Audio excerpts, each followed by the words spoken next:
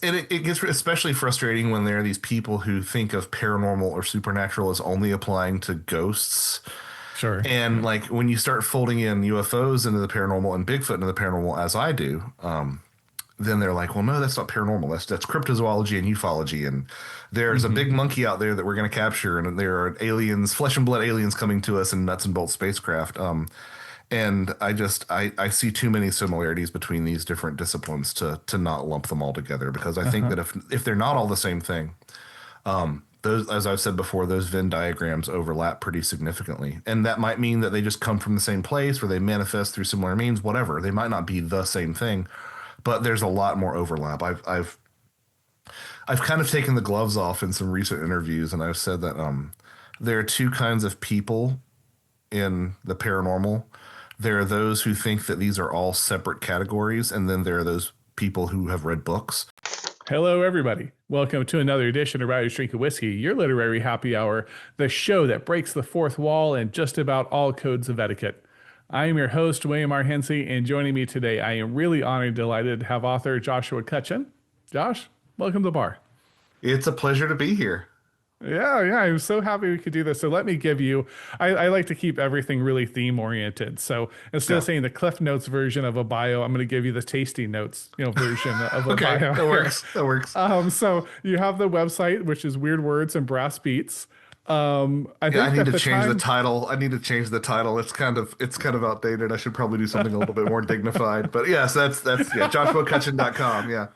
yeah, right, good. And I'll have that link to the description, the pinned comment for everyone here, so you'll be able to find that. I think at the time, and writers are notorious for not having the website updated, so this may may not be correct anymore. But you had 8 critically acclaimed books. Just to name a few of them here, you had The Brimstone Deceit, Thieves in the Night, Where the Footprints End. That's High Strangeness and the Bigfoot Phenomenon. I left off some of the subtitles here, but I'll That's have fine. them that people can grab. And then you have your two-part masterwork, Ecology of Souls, a new mythology of death, a mythology, I'm sorry, of death and the paranormal. You also have the fiction book, Them Old Ways Never Died. You're also an accomplished tuba player, composer, and the latest book is Fourth Wall Phantoms. Anything you'd like to add or correct? Father, husband, you know, um, unhealthy fan of the Predator franchise. I've come to find out. I mean, I always knew it was there, but like with this sudden explosion of Predator media, there was an animated anthology that was released earlier this summer, and there's a new live action film this November. I'm feeling really well, that and some stuff from Fourth Wall Phantoms that really rekindled it, which we can or can get in, not gonna get into if you want to, but yeah. So yeah, that'll be the last bit. Is just like really like Stan. I guess Stan Winston fan would be creature feature kid. That's it. Very good, Yeah. very good. And I think not Predator, they're making a new Alien TV series. I think I just Yeah, saw a it's commercial it's for. kind of a renaissance for both those franchises, and I will take all the new content in that regard, warts and all, Uh-huh. because I think that I have been able to find lots of I was gonna say lots of gold nuggets in there, but it's more like chunks of corn in the turd. You know what I mean? That's probably more apt. But yeah, I'll take all of it. Yeah. So there's a Sure. new Alien TV series coming out from the creator of Fargo, which is like my favorite bit of Really? the second season of Fargo is my favorite bit of UFO media, oddly enough. Uh-huh. Yeah. Very cool. Very good. That's a I have to check it out. I always love it when because people, especially nowadays, get so shoehorned into things, right? It's like, oh, you're the Fargo guy. You have to do lots of Fargo, and have to Right. break out and go do like aliens, which is what like you were saying, like creature kind of horror and things. That's fun to see. So yeah, have to check it out. So I like to start us here with getting to kind of know where you are in the world. So maybe you could tell us where whereabouts you are and what's the best place to get a drink there. Yeah, I am in Marietta, Georgia, and I don't drink anymore, but I Okay. have been to many a bar. um, and there is a place not too far from here, in Milton, Georgia, called the Old Blind Dog. It's one of two locations, and it's an Irish pub, but all the decor is was sourced like locally from Ireland. Uh-huh. And it's just great. Like if you want to go and get a good Scotch egg, or like my jam used to be get to go there and work on a book and just pound harp loggers the entire Sure. day. This is all before I got sober, so that's kind of putting a rein on the parade. But Yeah. I did enough drinking for about three lifetimes, so I think it's okay that I'm out now. But that yeah, Sure. but yeah, anybody, but yeah, if I have some friends who are coming in to town at the end of October, and they still drink, and like again, being a musician, being like a musician who like plays like jazz and commercial stuff, like I'm not going to get away from being around drinking. So I Uh-huh. still I Sure. still love a good bar even if I'm not drinking in one, and I'll definitely be taking them to some of my old favorite haunts. Uh-huh. Very cool. Very cool. That's actually kind of perfect because the place I really wanted to start us actually was the music. Yeah. I always love it when you kind of find something I wasn't expecting. When I always say stalk everyone's like website, kind of before you come on. And Right. when there's like a nugget that wasn't what I was, well, I mean, it says brass beats, so I guess I should have been Right. expecting it, right? But I always like to kind of start there because I know, I mean, I think you appeared on the NBC's Today Show. You performed at Carnegie Hall. There's too much credits for me just to mention, but maybe you could kind of start us there. Like, when did you get into it? Kind of, what's that journey been like? Yeah, it was kind of the journey for me. It was like such a big part of my identity for the longest time. So seventh grade, we tended to start late. There's something to be said about starting brass players late, just from a physiological standpoint, because you're using part of your body, to make the sound with the buzzing of your lips. So you kind of have got to start a little bit late. But I really it's always so awkward to talk about like when you objectively see things that you do well and trying to talk about them. I'm always afraid it comes off as bragging. It comes off as Sure. bragging, but I'm just gonna Yeah. leap right into it. Yeah. Basically what it was, I basically sort of picked up the horn and leapfrogged the first 2 years of teaching just because of whatever natural aptitude I have. And that set me on the route to become a classical musician, and I was doing all that stuff, chamber music, orchestral music. Had a variety of teachers. I studied chamber music under Fred Mills, who was one of the founding members of the Canadian Brass, which is one of those, one of those chamber music groups that even people who aren't involved in classical music often know about. But I had what could probably best be described as a performance injury in grad school. I went to the University of Wisconsin for undergrad and came back down to the South to Georgia, University of Georgia for grad school. And I had basically a performance injury. It's not all that uncommon, especially it's not all that uncommon among brass players and especially among tuba players because the equipment we play is so large. I actually have one of my mouthpieces here, and this is just even Oh, amongst tuba wow. mouthpieces, this is a big tuba mouthpiece. It's like a bucket. Uh-huh. But anyway, so I was just playing too much, as a classically trained musician, you're sort of practicing 4 to 6 hours a day, but and that doesn't count rehearsing with other people. So it Sure. was too much. And it was probably I would have to say the first of two rebirths, in a lot of ways. The second one being getting sober, but this first one was, I had gone from how old are you in seventh grade? I don't know, what, 12 or something? Seventh grade. Yeah. 12, maybe So 13 yeah, at most. I'd gone for about 10 years being like, this is my path, this is what I'm doing, I'm going to be a classical tuba player. And then it's like, no, you've got this taken away because you can't, Uh-huh. Sure. because, I was just having just chop issues is the best way to put it. Focal dystonia would be probably the more accurate diagnosis. And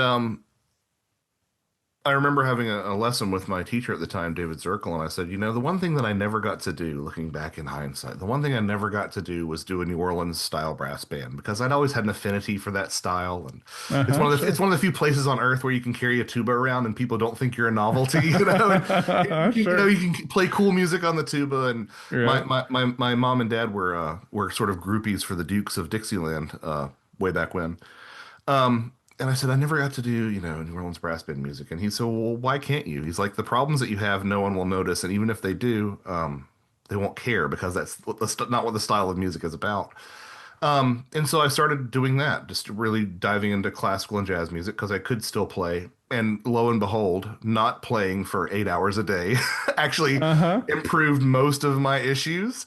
Uh-huh. I Sure. would say that the issues that I have are about 80 to 90% gone. They come and go on certain days. but it sort of pushed me in this other direction that I never thought capable of, that I really probably would have taken from the start, which is, jazz tuba playing. Knowing how to walk bass lines, to just get a list of chord changes in front of you on the gig as you walk into the gig, and somebody being like, "Hey, play this," make up Uh-huh. something on the spot. I find that so much more rewarding. And so since then, that was probably around 2008. Good Lord. That was probably around 2000. That's probably around 2008 is kind of the time when I say my face fell apart. And now here, all this time later, through a combination of, I jokingly say, through a combination of hard work on my part and attrition on the part of the community, I'm first call for jazz tuba here in Atlanta. So if you want to have somebody doing some trad jazz New Orleans stuff on your album, like, I'm the person that phone call comes to, which is Uh-huh. really rewarding and really cool. And I love it. And I wouldn't trade my classical days for anything because they give you such a strong foundation. But I feel like, ironically, in some ways, my playing has never been better in terms of being a musician first, and Sure. a tuba Yeah. operator second. So yeah, Right. that's been that part of my journey, and it's been so. This is the other thing I'll say. I mentioned I'm always afraid of sounding like I'm being braggadocious or something, but I cannot emphasize how gratifying and stress relieving it can be to be hyper competent at more than one thing, if that makes any Sure. sense. And what I mean by that is that, like, there are days when I do not want to touch that horn, and it's not being kind to me at all. And I'm like, well, at least I can go, focus on my writing. And then to the opposite, there are some days where I'm just staring at that cursor blinking on the blank screen. I'm like, I just need to Right. play. And if you're someone who hasn't really fostered a decent sense of self-worth on your own and relies upon your interest to provide it, you can, like Sure. me, yay, you can sort of oscillate between those two things. But it really is nice, because I have known many a people, especially dealing with some of the topics that I write about, who have stumbled into that chapel perilous and have kind of let the paranormal eat their lunch from a mental health standpoint. Sure. And to have this music as a pressure release valve that, more or less has nothing to do with this other thing, to use a completely different part of my brain and, my soul, I think is really useful in staying sane in this field. Yeah, I believe it. It's funny. There's so much left out at me as you're talking just now.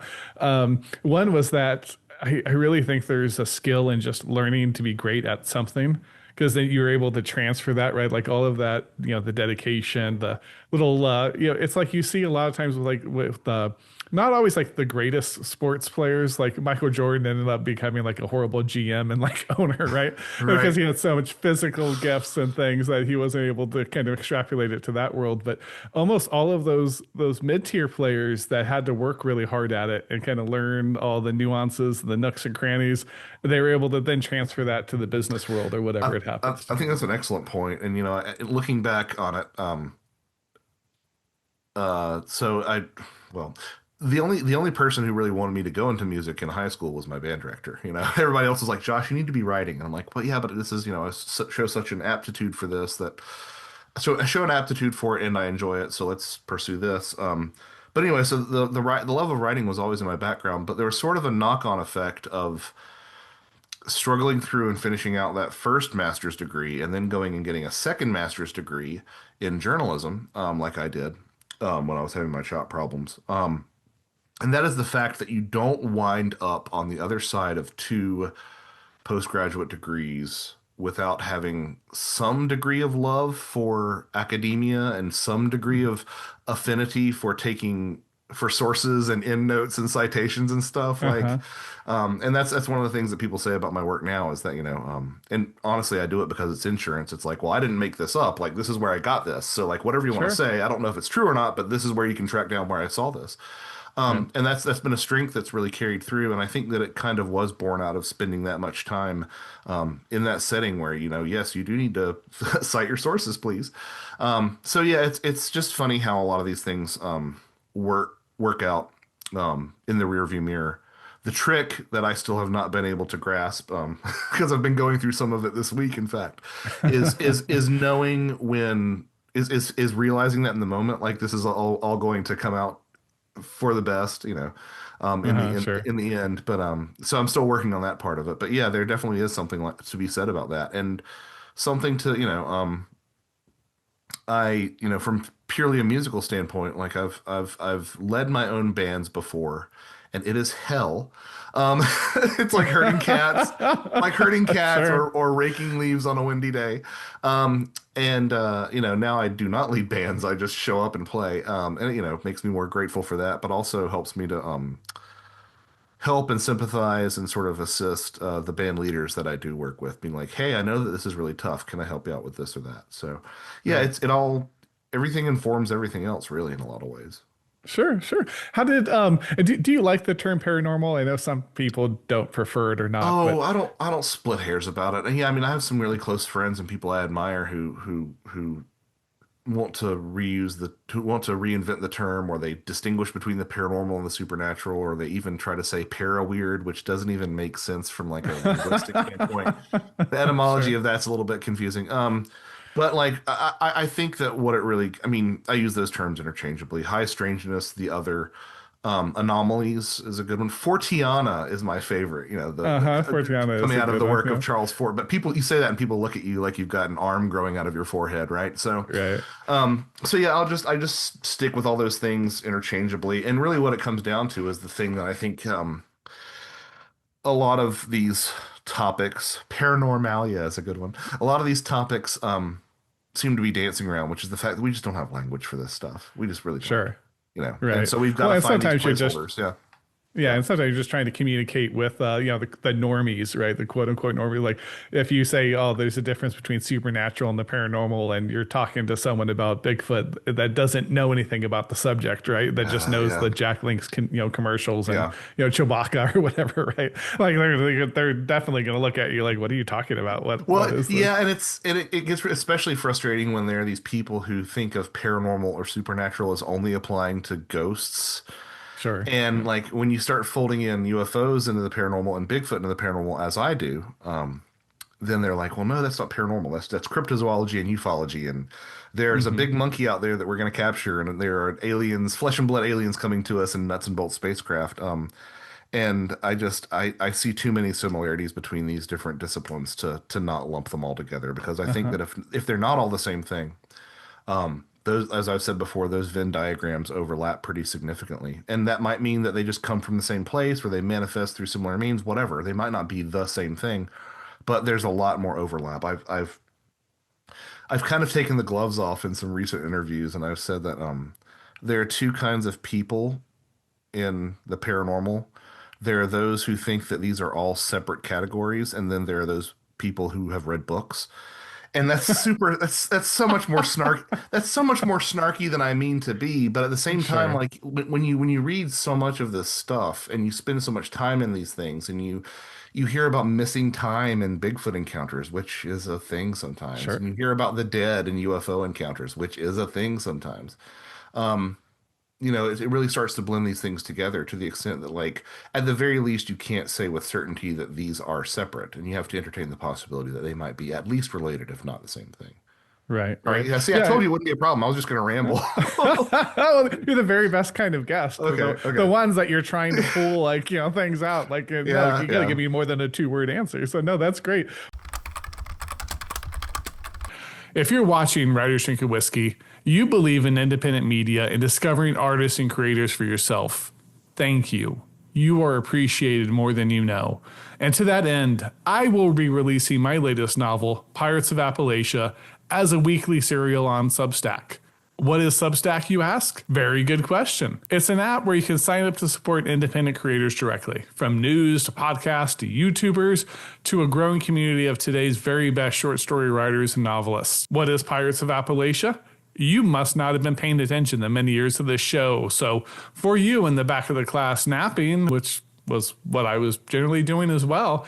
Pirates is an epic absurdist satire featuring a band of bootlegging buccaneers who take to the rivers to sack the grandest city-state in the world, Pittsburgh, and prevent its encroach upon the unincorporated lands of Appalachia. Pirates is satire with its buck-teeth bared and ferocious eyes set upon everything and anyone. And thanks to your support, it's not neutered by corporate mandates or performative activism. I've been a writer for a long time. My short story anthology, Without Expiration, won an American Fiction Award and was named one of the best indie books of 2020 by Kirkus Reviews. And my Christmas satire, A Fire for Christmas, won 2 American Fiction Awards and an International Book Award. And Pirates is not only as good as those books, it is better. As every day when I sat down to write this, I was challenging myself to become a better storyteller, a better writer, a better person, and a better drinker, because it drove me to drink quite a bit.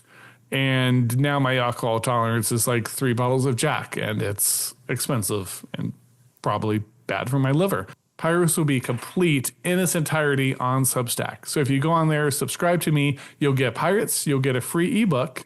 And for anyone that wants to support the show for $5 a month, you'll also get a lot of behind the scenes stuff on Pirates. You'll get a free audiobook of Without Expiration I mentioned earlier.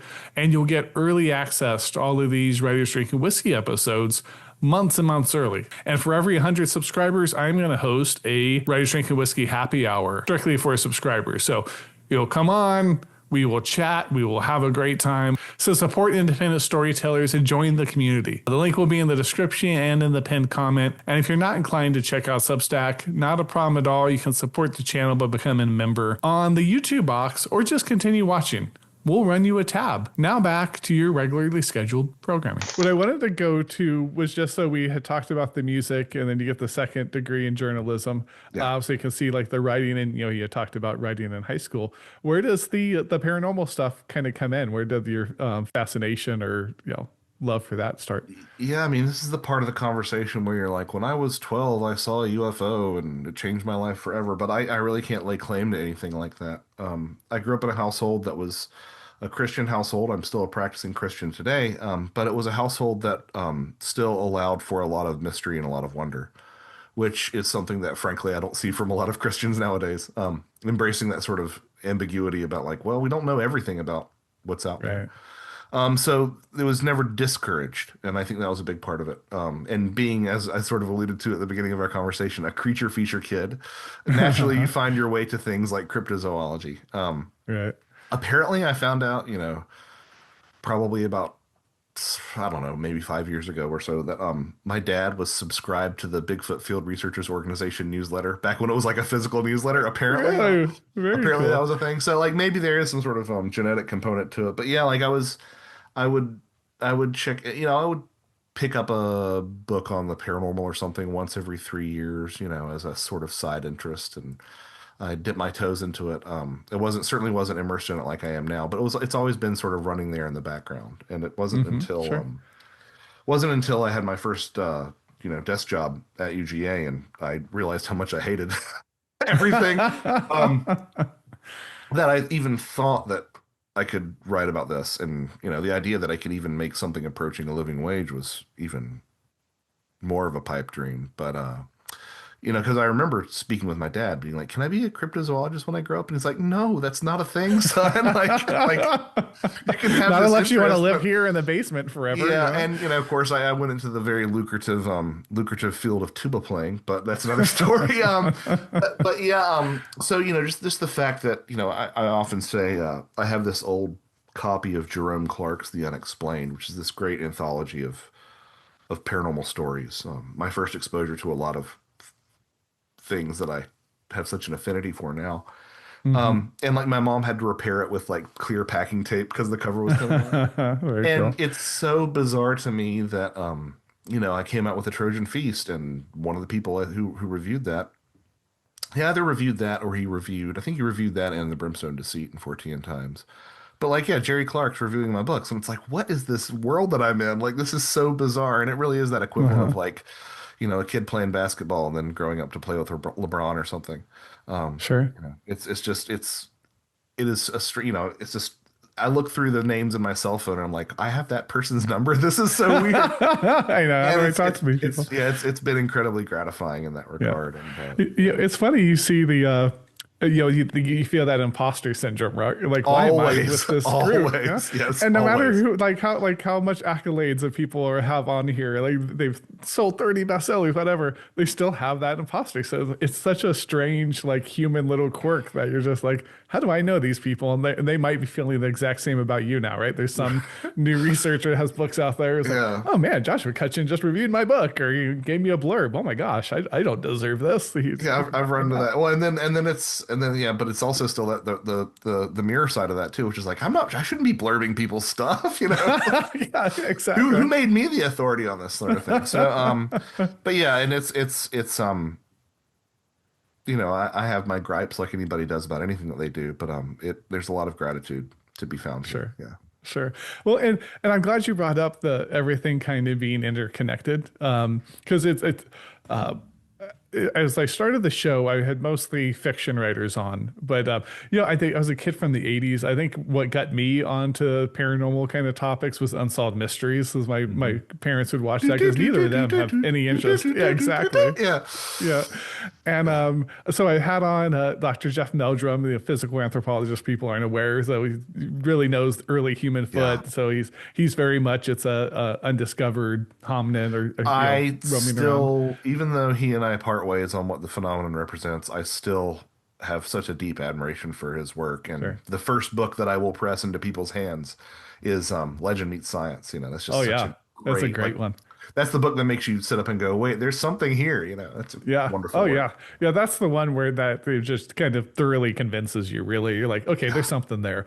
What Yeah. it is exactly is up for debate. I had on Matt Pruitt, who wrote a phenomenal book called The Phenomenal Sasquatch, and another, but they're all in the very much in the it's a flesh and blood creature. And maybe it is. But then when you listen to, there's a great podcast, it's an easy name, Sasquatch Chronicles. Yeah. And the host, and he lets just people tell their stories, and they come on, and you hear so much of the weird stories. Well, yeah. And The so I, interesting thing about that show is that, you listen back to the early episodes of it, and Wes and his brother and another researcher that was on there, very much making fun of people who had any sort of paranormal aspects to their encounters. So they would derogatorily call them flute players. And and then that is until, he and his brother, Wes and his brother had their own sort of encounter that involved, these anomalous lights, and then they really started opening it up. So, anybody who's able to pivot to sort of encompass or to adapt to new information that comes their way, I have a lot of respect for. I mean, Peter Robbins, UFO researcher, who found out that there's some problematic witnesses involved in his research with the Rendlesham Forest incident. Similarly, was able to pivot and be like, yeah, we have to sort of reevaluate a lot of my work, and that's just it's an amazing thing to see because it happens so sure. rarely. But whenever someone does Right. that, I always applaud them. Yeah. Oh yeah, for sure. Well, because you know what you know at the time, right? I love that Right. metaphor. It's like you're an island in an ocean of ignorance, right? And as Yes. you learn more, you just have more coastline, and you're more aware of what you don't know. Yeah. So I think that Yeah. ability to kind of see it and go, wait, because there is all the strange fun. I wonder if maybe like for people that don't know, because I think my audience probably there is a good bit of people that tune in just for the paranormal ones. So you'll probably get a bump just of the people that are like waiting for me to have someone come on and talk the high strangeness. But could you maybe tell us what are some of the kind of quote unquote paranormal stuff that gets associated with Sasquatch? Oh, with Sasquatch specifically, you have stories, as I alluded to, of anomalous lights. It's really interesting. If you get the ufologist to the bar after their talk and you start pressing them, they'll say, well, yeah, I think that these are alien spaceships, but I get the weirdest synchronicities when I'm investigating this stuff. Similarly, if you get a lot of these Bigfoot researchers to the bar after, their lecture, they'll say, yeah, there was this one time when we went out to our usual Bigfoot hotspot and we didn't see any signs of Sasquatch, but we did see these strange lights going through the forest. So you've got Uh-huh. anomalous light phenomena, which is associated with all these different paranormal topics. You've got trackways that end in the middle of an open field. I'm talking about hundreds of yards of untouched media in any Uh-huh. direction. And, the idea is, oh, they walked backwards, or, oh, they brushed out their tracks, or, Yeah, oh, they backwards in the jumped, tracks. or they jumped to a tree. And my thing with those things is like, well, we're already saying that this is a completely un, un, not unparalleled, Unrecognized or okay. unprecedented animal. So one of the other things that we hear is that Bigfoot is the best mimic in the world, and that perhaps it has tapetum lucidum. It can actually produce eye shine, which great apes don't do.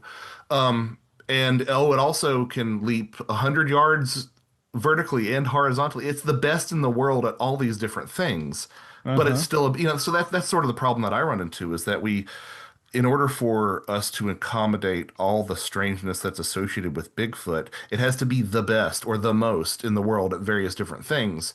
And I just don't know if that's the way that, primatology works. And Sure. or we we have to sort of like violate Occam's razor and be like, well, the Bigfoot must have again moved backwards through its tracks, or Uh-huh. brushed out the leaves. Another bit of high strangeness that I think is really sort of exemplary in the problem that a lot of flesh and blood researchers exhibit is people will say that these things blink into and out of existence in full view right in front of them, Uh-huh. or they can cloak or something. And I was speaking with an unnamed podcast host slash researcher one time, and they offered the possibility that, like, well, maybe it just jumped behind a tree or it jumped into a ditch. And I'm like, okay, cool, you can adopt that stance.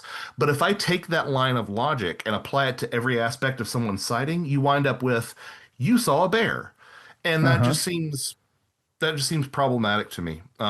Because, we take these witnesses' word at so much of what they say. Can we at least listen and entertain these odder aspects when they appear? And I do know for a fact that there are filtering mechanisms that go on at some of these organizations where they just exclude Sure. anything that has the slightest hint of strangeness. And to be fair, people who have, like, a one-off sighting of Bigfoot crossing the road, or a hunter spots one in the woods, those tend to be sightings that really do correspond with ape behavior. And again, I can also sit here and talk to you about mid-tarsal breaks and dermal ridges and telo erection and all that sort of stuff. Like, I get it. It looks very Sure. monkey-like. But when you talk to Right. people who are habituators, who have like long-term activity on their property, that's when things tend to get really strange. With things like mind speak, and with things like gifting, which looks awfully similar to, fairy gifting, or Uh-huh. gifting and occultism. So there are all these different things, and I remember I remember there was a someone whom I greatly admire, that I was at a conference with, and they said that they were referencing Janet and Colin Board's Bigfoot book, and there's a catalog in the back of that book. I think it's from the 70s or something like that. But they mentioned that there were only 30 accounts out of 1,000 Bigfoot experiences that involved high strangeness. And I said, okay, well, do 3% of grizzly bear encounters have high strangeness? And then the other Sure. question is, like, is high strangeness by whose metric? Because Right. how many of those exhibit things like an abruptly ending trackway and said, okay, Uh-huh. well, that's not high strange because they backed out, or the glowing eyes. Like, we get this reference a lot of times that these eyes Sure. self-luminesce. And people will say, oh, it's eye shine and not eye glow. But again, as I said, like, great apes don't have a tapetum lucidum like, Mm-hmm. Right. a lot of other animals do. So there are problems to this. And the only thing that I really well, two things. Number one, I want the people who are adamant about it being a big monkey to at least be compassionate and understand that we're not all crazy if we see it differently. Like, there are things that we are Mm-hmm. acknowledging that need to be acknowledged at some point, right? That's number one that I ask for the people who have an oppositional view to me. And the other thing that I ask is for them to just go, yeah, there's some things that don't quite add up. And Uh-huh. that's all me and my other people who share this similar position are really asking for. Sure. Because I see the inverse quite often. I see a lot of people who are into the sort of supernatural, paranormal Bigfoot, who are highly respectful rather, of people like, Dr. Meldrum. Mm-hmm. I include myself as one of them. Sure. But the moment you approach them with any of this stuff, not Dr. Meldrum specifically, but just flesh and blood researchers in general, a Right. lot of times you'll approach them with these things and they will sort of just write you off as a crazy person. It's like, no, I'm not crazy. I'm just curious. And these Right. outliers need to be. Which is funny because there's the opposite happens when if it's someone that doesn't believe that there's a Bigfoot at all, right? Bigfoot's a myth. If they approach them about Right. Bigfoot, then they go, "Oh, that's you're crazy," you know? Yeah, I So, mean, that's the thing is we all live in glass houses here, right? And that's the really right. funny thing that I've been noticing more and more is the number of like ghost researchers who are like, yeah, but Bigfoot, come on. I'm like, no, hold on. Like we're all in the lunatic Right. asylum here. We're just in different Yeah. wards, you know? Right. Yeah. Right. Well, I used to be very, because I think there is something physical to Bigfoot just because of all of the trace evidence, even the fact that there's trackways to start with, right? And then in sightings, it feels like there's something physical, but there's so much weird. And the fact that I get that they'll say, "Hey, have you ever found a bear carcass or have you done this?" But we do see bears all the We time. We can have in observe the course them. of human history, we have found bear carcasses. We have Right. found. So here's the thing that really unlocked this cognitive dissonance for me, and I find it does for a lot of people. There is that sort of thing that people will say. They're like, well, ghosts don't leave footprints. And I'm like, hold on. Like, go back and read your early parapsychology journals. You will find that one of the first means of ghost hunting was spreading talcum powder on the floor and waiting for Sure. footprints. Right. Ghosts, if ghosts exist, they ghosts seem to be capable of slamming doors and moving objects and things like that, and can appear physical. Uh-huh. So I think that a lot of the hang up that we have of being like, well, this certainly looks like a big monkey, and we've got all this stuff that really conforms to primate anatomy.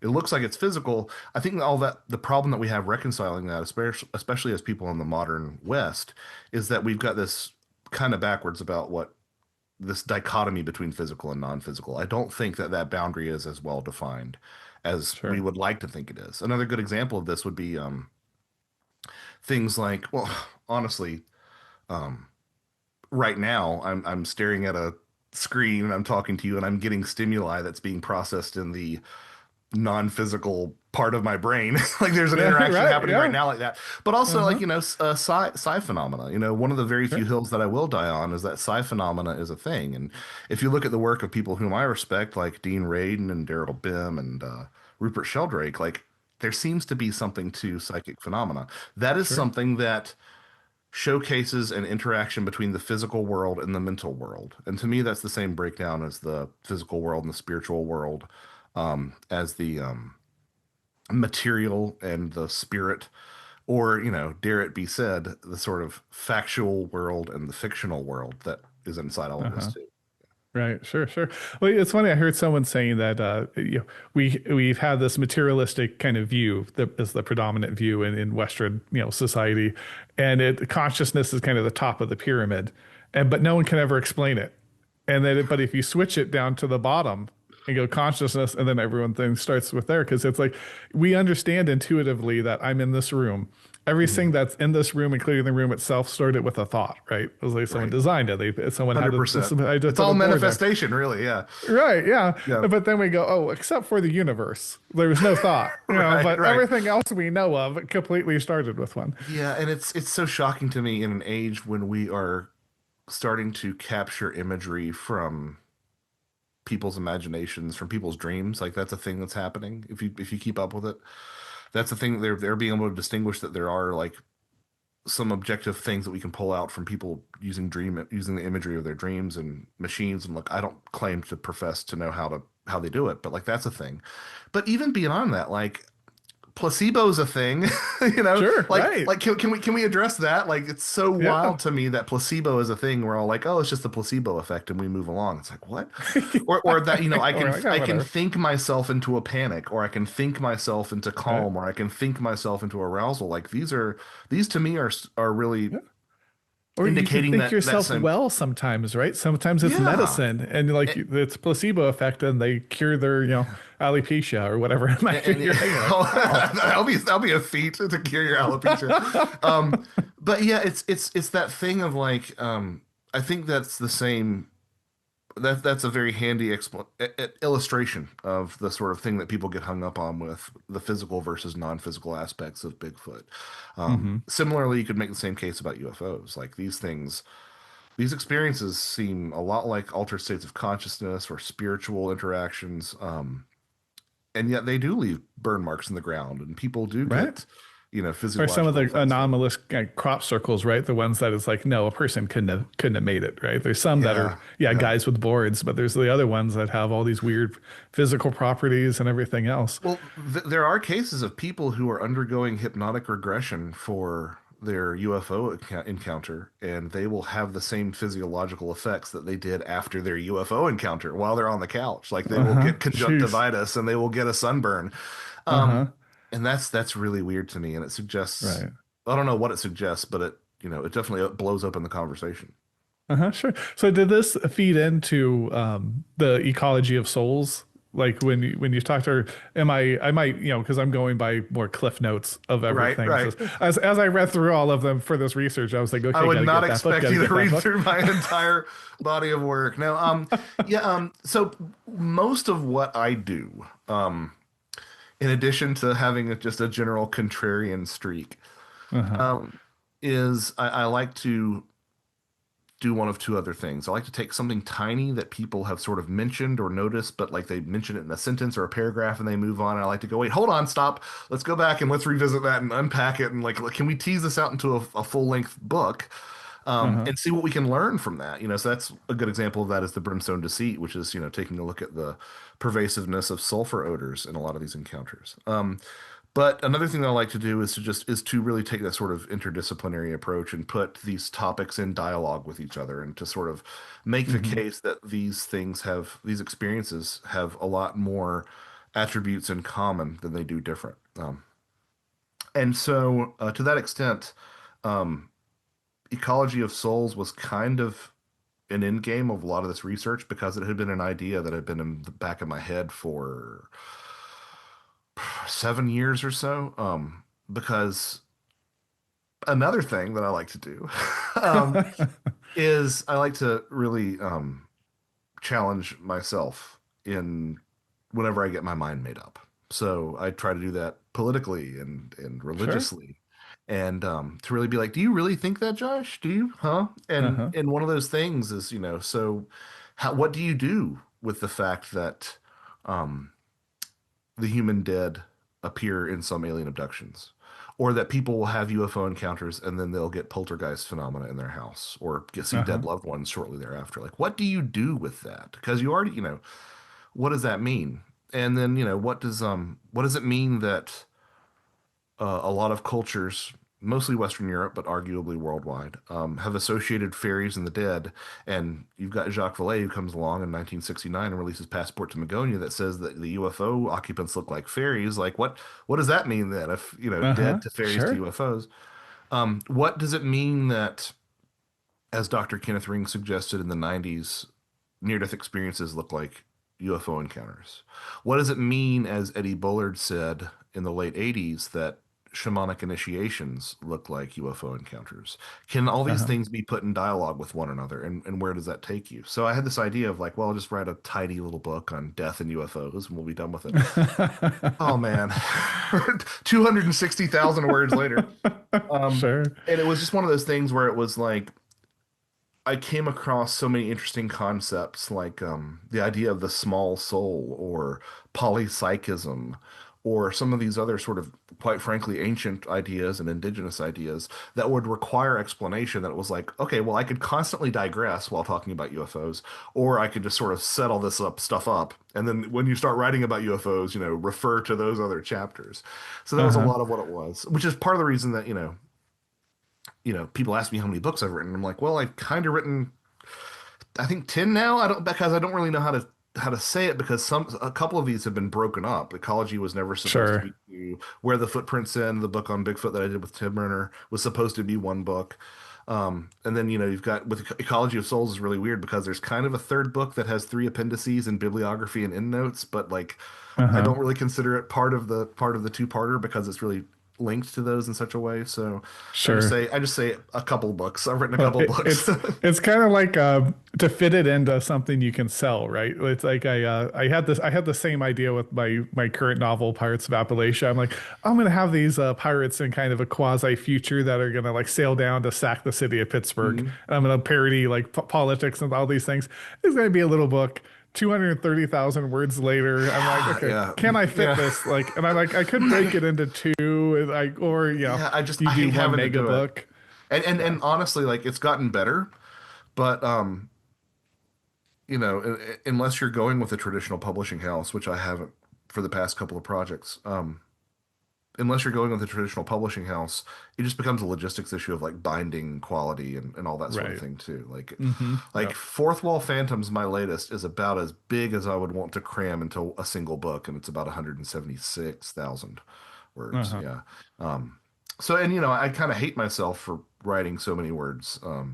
Because I do think brevity is the soul of wit, right? Sure. And it's so hard to edit. You said how much was your 230 It's or something? 230,000 Yeah, about, yeah. and like when you're like, okay, well, I've got to do another pass to edit this or to look for typos, Yeah. it's like, oh, this is a Herculean task every Oh, time. sure. If Sure. I'd just written something that was 80,000 words, I could have done this three Yeah. times. Well, and I'm a short story writer by heart. And that's kind of where I made my bones and I things. love And short stories so much. They're yeah, my and favorite form. that's still so I still have that economy of words. It's just the story went out. So it's like Right. as I go, I'm like, oh, I could cut this, but I'm like, it's related to these four things. I can't, so Yeah. it's difficult enough to edit, a novel as is. But yeah, Right. when you string it along and things, so Yeah, I that's can feel why your pain for sure. I made it because I was very conscious of like, I it means so much more. It means so much more to get the work out there and to get these ideas in people's heads than it does like to get book sales, even though trust me, I need book sales. But like, so one of the things that I did was with ecology, it's like, okay, well, it's so big, it's volume one, volume two, and this companion. Or you can buy the ebook for 9.99 and it's got all three Uh-huh. of those in one. So Right. I like having that option for people as opposed to, That is ni nice. Yeah. nickel and diming them. Yeah. Yeah. Yeah. Well, because I think you could be there was that old book, Infinity Jest, that everyone kind of bought a copy and barely anyone read. It's like you Right. make money, and I get it. We all need to put food on the table, so you need to make some money. But you would much rather, I think, as an artist of any kind, right? Like you could be the best tuba player in the world, but you want people to listen to you play, right? Right. Right. You want to get out. Right. So Yeah. Yeah. as a writer, the same way, right? I don't want you just to buy the books and use it as a paperweight or a doorstop. I want you, even though it's big enough, I want you Right. to like actually Or, read the thing. or So yeah, I do think that. But having said that, I think a substantial portion of my books are those kind of books that people say they've read and they haven't. Because the last couple have been pretty substantial commitments. So, sure. having said that, after Fourth Wall Phantoms, well, again, I'm sorry, I'm just rambling and going in a bunch of different directions here, No, but it's good. Go for it. you know, uh, there was something about when Ecology of Souls came out that it felt like a real inflection point. The types of conversations I was having had really changed. By which I mean that it wasn't so much about those small details that I referred to earlier that I've been teasing those out. It was more like about these all-encompassing paranormal theories of everything, right? So it's like once Right. you've done something like that, which is what Ecology of Souls became, which I'm not sure I even intended for it to be, but that's what it became. It's like, Right. oh crap, what am I supposed to do next? Uh-huh. Which is why I wrote a novel because it was just like a complete palate cleanser. Sure. And then some of the ideas in Fourth Wall Phantoms I've been sitting on a while, but I say all that to say that, well, I'm lying when I say this. I'm currently working on another book that's probably going to be at least two books, with my good friend and editor Barbara Fisher. That's about anomalous lights, and Okay. that's a huge topic. Even there's a reason that you Sure. don't find there's a reason that you don't find light, the word light, in an index in any paranormal book is because it would just be the entire book. So All right. it's an enormous project. But after that I finish, I really want to return to those smaller topics for a lot of different reasons, not the least of which is making my life a little bit less stressful. But Sure. also to sort of return to those roots. And I've got about two or three other projects that are looking at these smaller details and teasing those out and fleshing them out, that I really want to jump back into. So, um, Yeah, I have a word problem, I guess. I gave up one addiction for another. I gave up the bottle for Okay. the pen. Yeah. Yeah. Uh-huh. Right, right, very good. No, thanks for that. So that's actually probably a perfect time then to transition to Fourth Wall Phantoms and the fiction a little bit because so I was wondering as I was reading it, and you can give us kind of the setup maybe for Fourth Wall Phantoms, but I was interested in the chronology of it because then you wrote the fiction book and then Fourth Mhm. Wall came out after. And fourth wall, for anyway, I think most of my audience probably knows, but right, fourth wall breaking is like use like Deadpool's breaking the fourth wall all the time in Marvel, right? It's Mhm. you speak directly to the audience. So the fourth wall phantoms, did that was are those intertwined in the fiction book with fourth wall Oh, phantoms? Was there 100%. any cause and effect? Okay, 100%. Yeah, this is something that I've been dancing around since before Ecology of Souls, actually. When the pandemic hit, I didn't really know what to do with myself because I was still waiting on Tim and I finishing up Where the Footprints End too.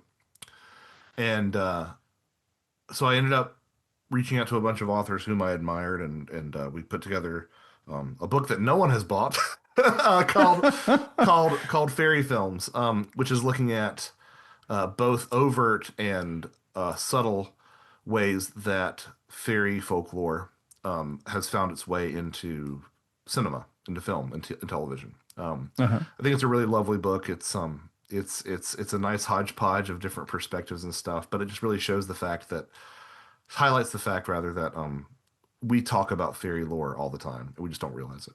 sure. I have a But that fairy that behind me somewhere there. The oh green where fairy, oh, the there is. absinthe, nice. Yeah, the Oh, absinthe is that's is being held beautiful. up by the That fairy is there. gorgeous. Let's I see love if I that. can.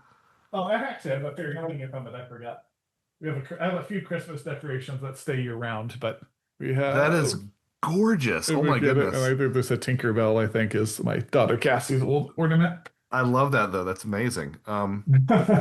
So I mean, That's so my but yeah, favorite fairy, but but the second part of that is the film part, right? Like fairy films. Like yeah, I want to sure, talk about media for some reason, and so that was part of it. Then Ecology comes out, and I decide to zig when people probably expect me to zag, and I do the novel, which I always kind of wanted to see if I could pull off a novel because my favorite fiction is stuff that has something going on beneath the hood. It's like a great example. sure, Get Out, right? What Get Out is about on the surface is not what Get Out the film is about thematically and all that. Right? So uh-huh, it's films that right, have these sort of deeper meanings where the monster is never the monster. The monster is something else. And so just wanted to see if I could do that. Jury is still out on whether or not I did that, but that was part of it. I wanted to sort of engage with that, and I'd also had these friends who had said these things to me, even like real like straight ahead atheist non-believer friends who are authors, and they'd say things like, "Yeah, when you write a really well-developed character, sometimes they won't let you do certain things." And I'm like, "Did you hear what you just said? Like that's such an uh-huh, odd thing to say." right, And really engaging with that. So I want to have some sort of experience kind of like that. I didn't have anything quite that explicit. Like I did have some stuff where it was like I would puzzle on a solution to what I viewed as a problem in the book all day, and then it would come to me on the cusp of sleep, like that sort of thing.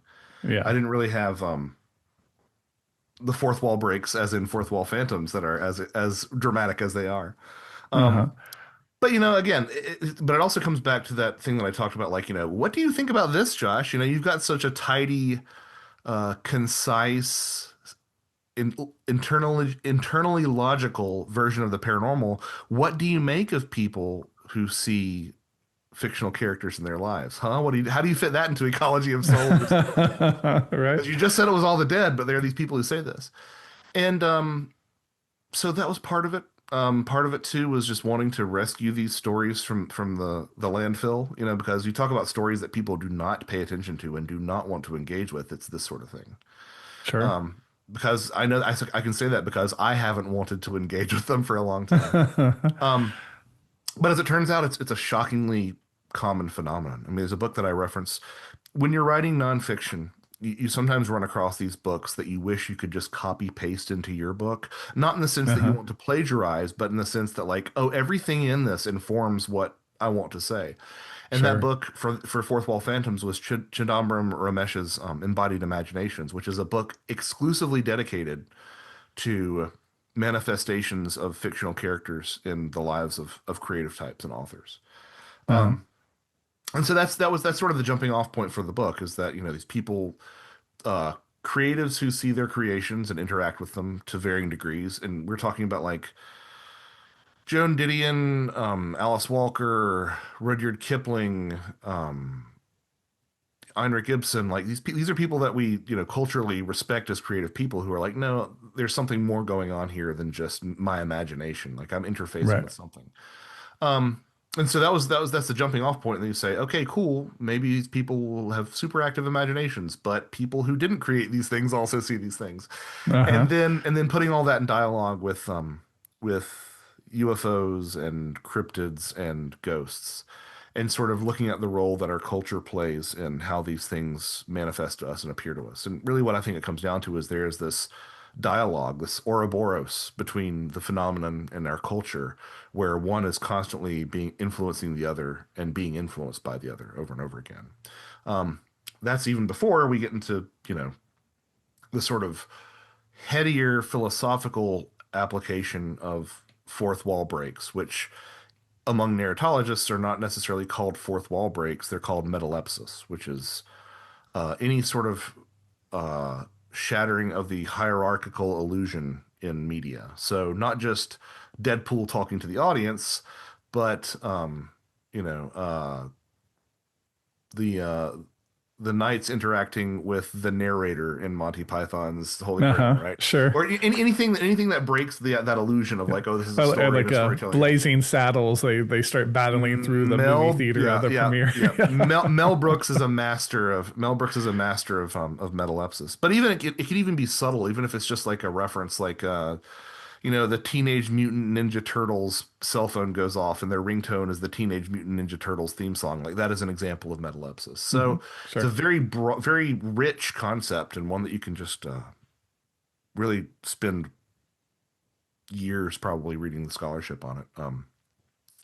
And in that idea of like sort of looking at the audience and realizing that you're in a story, it struck me as quite similar to something that John Keel referred to as the reflective factor, which is this old chestnut that you might have heard that like once you start looking at the paranormal starts to look back. Hmm. Granted, my mileage has varied on that. It used to look at me a lot. And now we're not really exchanging glances. But I think that still holds in terms of like what these sort of experiences facilitate in us. It's that realization that you are in reality as you think it is not um reality is not what you think it is. And there are forces beyond this reality that are, in a sinister way kind of manipulating things. But at the very least, that can be interacted with. And, any character that engages in metalepsis, any character that breaks to the fourth wall does sort of obtain superpowers. Like they can sort of manipulate the story and they can Hmm. influence Yeah. the influencers and things like that. And it's so wild because if you read these bits of metalepsis scholarship and you substitute out the word metalepsis for like the supernatural, it reads like a John Keel book or something because Right. characters experiencing metalepsis are either driven mad or they find it existentially terrifying or they find it humorous. Like these are all things to that Uh-huh. degree. Yeah. And one of the archetypes that people talk a lot about in the paranormal is the trickster, and that's what the trickster does. I mean, Sure. Deadpool is a trickster because tricksters are all about violating boundaries, and Hmm. challenging these sort of stacking layers of authority. But the moment that I really realized that I was onto something, was I was looking at a bit of metalepsis scholarship that was talking about Greek vases, or vases, if you want to be particular. Right. And We say if you vases yeah, around here, right, you right, know. right. But if you picture them like most of the characters on those vases are in profile. There are exceptions though, and generally speaking, the exceptions to that, the characters that are facing the viewer, so the characters on Greek vases that are breaking the fourth wall, are sleepers, the dead, those in altered states of consciousness, deities, and monsters. And Uh-huh. those are the people and the things that engage with the paranormal. Those are the people and Yeah. things that cross this boundary, right? Like Uh-huh. it's right Sure. there. And of Uh-huh. course, that's a very sort of classical Western perspective. I have some indigenous perspectives towards the end of the book that I think are even more even more elegant in the way that they frame it. But it really does suggest that we have known for a long time that this boundary is more porous than we've assumed. Hmm. And that gets us back to that physical, non-physical thing with Bigfoot that we were talking Sure. about earlier. Like, I Well, they think would this is say like fuzzy the right now. veil is thinnest at certain times of the year and stuff, right? Or like the Yeah. old common, I think Celtic thing. But Yeah, um, I'm the longer I go into this, the more I start to think that the spirit world or the other world or what you want to call it, fairyland is the land of imagination. Um, uh-huh. because you get these people who have these experiences to almost to a person, alien abductions, near death experiences, again, trips to fairyland, some encounters with cryptids. They always say like words can't describe it. It's beyond words. I saw colors that I Right. couldn't see before, this or that or the other. And that's really what art does, right? I mean, all art Hmm. sort of conveys that unspeakable stuff. And I know that words fill books, right? Books are full of words, but like the really good books that are saying something are oftentimes more than the sum of their parts, right? And Right. they're Right. sometimes it's what they leave unsaid. So I think that really is the artistic space is the spirit realm is the imaginal space, I think is where I've landed on a lot of this stuff, which is shaky ground, but I'll camp out there for a little bit. I'm not going to build a house. I'm not going to Uh-huh. build a house, but I'll camp out there a little bit. Yeah. Sure. How does that interplay with your faith? Because I know you mentioned you grew up Christian. You're Christian now. How does all of this, what's that interplay like, for you? It's difficult. It's a constant daily interrogation and struggle. I mean, so here's the thing though. I try to be charitable with myself on what we think we know about the afterlife and the mechanisms to get there are not scripturally based, and they're mostly Christian fanfic, right? Like in Dante and things like that, right? So Sure. that's one thing. But there's an anecdote that I've started telling. There's this it's called the Ark Encounter in Kentucky, and being interested in all sorts of odd things and myths, and again, having a Christian background, um, I ended up there. Let's just say that. Sure. And I had this sort of light bulb moment because there is a room at the Ark Encounter that is entirely dedicated to dismantling and discouraging children's storybook versions of the Noah tale of the Genesis flood. And the logic that they present is that, like, oh, anytime you make this too cute, you're diminishing God's word, you're turning God's word into a fairy tale. And that's when I went, oh, but that's the problem. The problem is not diminishing God's word to a fairy tale. The problem, I think, is how we treat fairy tales Sure. as a culture. And we don't really realize them, or the same could be said for myths. Like, I will say that these, especially the Old Testament stories, are myths, and I don't mean that dismissively. I think myths are the truest things, the most Sure. enduring, the things that endure across time more than anything else. Um, and I think that we lose sight of that, or at least a lot of people in the Christian community do lose sight of that, and it always comes back to something else that I noticed there. There are a lot of there's a lot of bending over backwards to sort of accommodate exactly how Noah would have crammed all the animals in the world into the ark. Right. And really trying to like sort they're actually kind of playing footsie with evolution and being like, well, these other animals are descendants of that, so they only had to bring certain species of their ancestors to in order to have the animals we know today, and they're like estimating like how much space each animal takes up, and this is how. And it's just, to me, it's that is appealing. That is religion appealing to materialism in a Right. way that I don't think it needs to. And what I say in Fourth Wall Phantoms, because I practically gave myself an ulcer trying to write the chapter on religion because it's Sure. it's me just being kind of candid and uncomfortable with some of the stuff. Right. But as I say at one point, I think that a faith that is shaken by impossibility is not a faith to begin with. Like the Right. real lesson I think of something like Noah's Ark, which is just sort of a example of how this conflict comes about really clearly, is to just say, if you are a believer of faith, just be like, okay, well, it happened. I don't know how it happened, and yes, Right. there are gaps in logic, and I can't really even imagine how it happened, but it happened. And Right. more importantly, like, what lessons do I take from this story about my life? That's Sure. that's Well, I've yeah. always thought it was a little funny because you have a God that can literally create the entire universe out of nothing. And they're like, well, how do we fit the animals on this thing? Like, I think if he wants to fit Right. the animals will fit, like Well, yeah, and however he wants to go about doing it. yeah, and it's like that old thing about like, if God can do anything, can he create a rock that's so big that he can't move? That sort of atheist Right, logical. right. And like here's the thing, like, I feel like so much of where we are in the timeline, politically and spiritually, is from us not wanting to challenge each other in good faith and not wanting Sure. to reflect on our own beliefs. And I think that if there was Hmm. more of that, again, it has to be done in good faith, right? But I think Right. that if it was more of that, we wouldn't necessarily be in the terrifying 2020s that we are. But Sure. so I think that there's more room for that. And at the end of the day, to answer your question, in the broadest sense possible, I really don't know. I'm maintaining both of these parallel streams, and I often, in terms of my head, try to make them play together. But it gets difficult sometimes. It does. Oh, sure, sure. And I mean, none of us have all the answers, right? I mean, it's Right. you just do the best you can. And like you said earlier, right? So I think the biggest thing is one is I wish people would listen to opinions they don't agree with more often. Like there's Yes. lots of people I like to listen to that Yeah. I don't always agree with them, but I'm like it challenges what you're thinking, and Yeah. then you can grow from it as well. And maybe they'll convince you, maybe not, but at least that challenge you had to intellectually, kind of spiritually, whatever it might be, to get along with. But all you can be is where you're at, right? I mean, you Mhm. gotta, know what you know, and you can theorize. So I think it's really interesting, kind of what you've come up with. Because I used to think like I was born in Morgantown, West Virginia, Oh, so cool. Mothman has always had a near and dear place in Uh-huh. my heart. And I used to just be like, it's just mythology and things.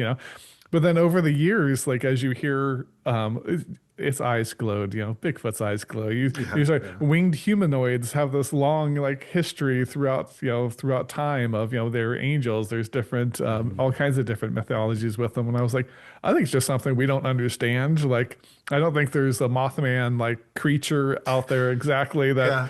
As is just we can't find, even as though as it's as as as Tim Renner says, like, you're not going to go out and find a Mothman egg. Like, that's you're not right, that's not a thing. Yeah. exactly. I mean, it's so funny to me that Mothman is lumped in with cryptozoology, because for me, true cryptids like have to have a veneer of believability, like, Sure, yeah. or some sort of antecedent in the fossil record. And I look at Mothman Uh-huh. and I'm like, that's not. I don't know how that's flesh and blood. Like, I can't Right. wrap my head around that. Yeah. Yeah. Yeah, it does But it but doesn't make but yeah, sense, but you're right. It becomes so much more compelling to me when you look at the sort of myth themes that these things embody, and again, like, the archetypes that these things embody. Because I ascribe a lot of power to an archetypal sort of version of reality. Having seen them at play in my own life and in the lives of, close people who are close to me. Um, and I think that taking it was there's a quote from Eric Davis, not the UFO Eric Davis, but the West Coast uh, cultural commentator Eric Davis, who wrote this book called High Weirdness, and he mentions taking these things seriously but not literally, and right. that's That's a that's great a lot of quote. that's Yeah. a lot of that's a lot of where I fall into. And people will say, "Oh, so you don't think that these people are really seeing these things, or you don't think that they were really there?" And I'm like, "No, I do think that they are there. I think that they can appear in a myriad of different ways, though, and I think that Hmm. they are these things of the moment, which, Sure. yeah, Yeah, I think or that they're maybe just they're things of the moment." traversing dimensions or spiritual realm to this. I mean, who knows? But Right. Well, it so doesn't seem like I hate the notion of discounting witnesses so much, right? It's like these people have this experience. And sometimes like you'll hear like hunters that will experience a Bigfoot and be like, I never go back in the woods. Like it terrified me so yeah, much. I stopped hunting. And you're like, that was a bear. Like, come on, they saw something. But what right. that was and why they had that terrifying of an experience, that height of emotion, from just seeing an ape in the woods that didn't hurt them, right? They just saw them a lot of Well, times, and and it gets back to this thing where it's like, and I want to be very careful about how I say this. The one group of people whom you can make fun of with impunity, who do not have an advocacy group with any measurable voice looking out for them, and who culture has traditionally, it's getting better, but traditionally sanctioned the making fun of is experiences of the paranormal. And I'm not saying that Hmm. other groups aren't Sure. marginalized. That's not what I'm saying at all. But I'm saying that like it's pretty safe to go pretty much anywhere and say UFO people are Yeah. crazy. That's what I'm saying. Uh-huh. And it's disturbing because regardless, especially in these more confronting encounters, regardless of whether or not the person is as so long as the person isn't outright lying, the trauma that they experienced and the fear that they experienced is real. Right. And they might have misidentified it. The trauma and the trauma and the terror is still real. They might be mentally ill. Okay, even worse that you're making fun of them. Like, Right. Right. so Yeah. it's and I would rather, what's that? It was Blackstone's formulation rather that 10 guilty men go free than one innocent man be jailed. Sure. I would rather be charitable towards 10 hoaxers and liars than to be nasty to one person who is truly confused or truly Right. believes what they're telling me. So Right. I think that, and look, I say that like that everything that I just said is very much a snapshot of like 2017 or something. It's gotten a lot better. People are much more understanding about these experiences now. Sure. Well, and I think the government, it's so weird because people, I think in America, there's never, like, I shouldn't say never. In my life, there's never been a higher point of distrust of the government, I think, Right. than now.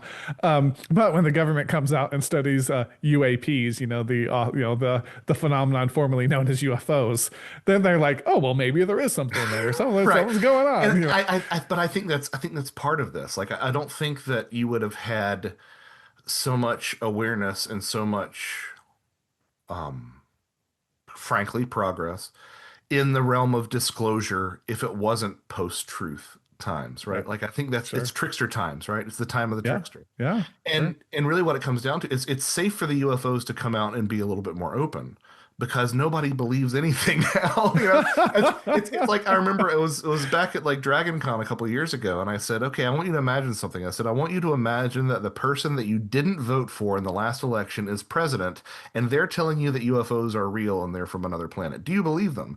No, like nobody does. And this isn't just an Yeah. American problem. Like this sort of tribalization and bifurcation of Sure. societies is seen in every country nowadays. Nobody believes Hmm. their authority structures. So yeah, of Yeah. course, now we're getting some of the most interesting UFO discussions because it can hide in plain sight and always carry that veneer of plausible deniability. Clickety clack, clickety clack, clickety clack. Ding. Oh, hello. You caught me right as I was putting the finishing touches on my epic absurdist satire, Pirates of Appalachia. And now it is time for the long road to publication and the long editing process. As writers, we spend tons of time editing our work.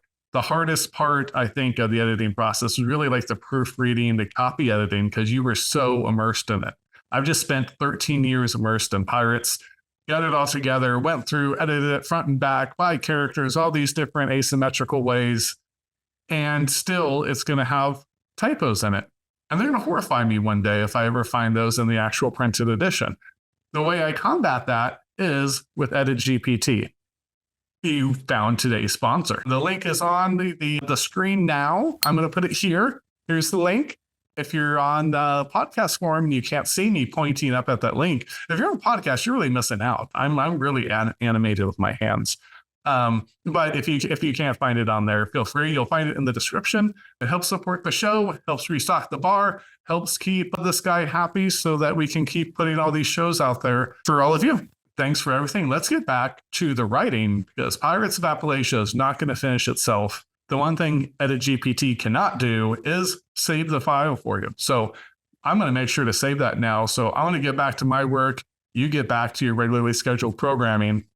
So I do want to get to I have rapid fire questions. I know you don't Oh, drink fun. anymore, but I Right, call that's them fine. shots. Oh, I can still Because no. It's like look, it's like an it's like an ex-girlfriend that was horrible for me that so it's like there's a reason we got together, right? Like right, there's a right. reason she and I got together, and Uh-huh. honestly, all my exes, like I still have things about them that I still think highly of to this day. So like I Uh-huh. can still talk to you about my favorite bourbons and stuff. It's just I'm not. Yeah. Okay, very good. So let's move to the shots portion here. So rapid fire questions. Okay.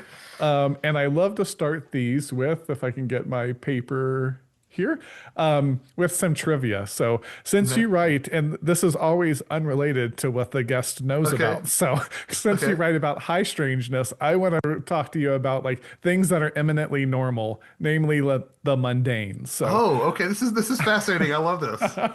This is so and I'm gonna, refreshing.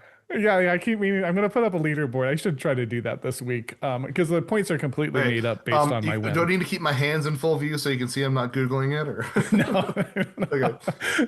no worries about that. I trust everyone on here. So, are you ready for question one? Yes. Yes. Okay. Very good. How many hours does the average person spend washing dishes in their lifetime? In And their these are all Google lifetime? boxed. In their Yeah, in their lifetime. lifetime? Yep. Oh my Lord.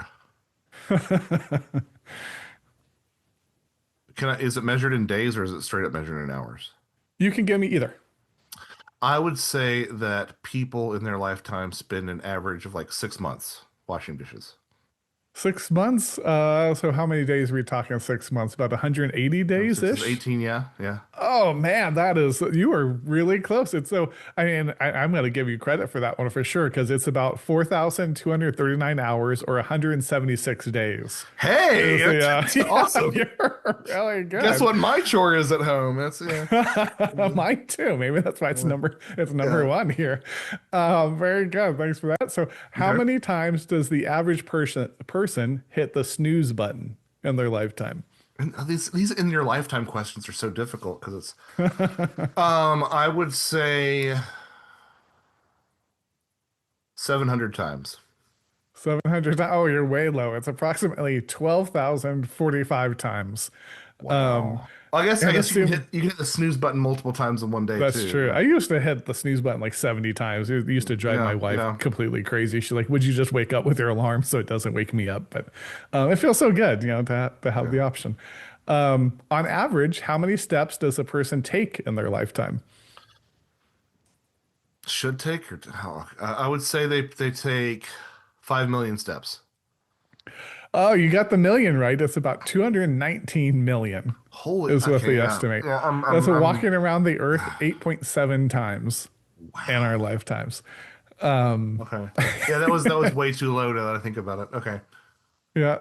And this one's near and dear to me, although it's not like I in LA, so we were traffic central of the world. But how many hours does the average person spend waiting at traffic lights in their lifetime? I think all of these happen to be in their lifetime Yeah, the questions. lifetime thing is throwing me off because of scale. In their life, I would say It could be hours or dishes. days. I would say a year's worth. I, 365 days. 360, it's 22 full days. Oh, About so jeez. Okay. 520 hours. Yeah, It was I'm a little less horrible at than I this. thought. I had the Yeah. beginner's luck with the dishes, and that was about it. It's okay. No, I because of the way I do it, no one's Yeah, ever like yeah. although I think I had someone come on and I literally knew all of the answers. I was completely blown away. That's amazing. But that's very rare. Although in urban areas like Los Angeles, that can be double, so it could be 1,000 hours, Yeah. or over a month. So, Okay. um, all right, and then one more here, then a bonus for the trivia. How many times does the average person flush a toilet in their lifetime? Oh,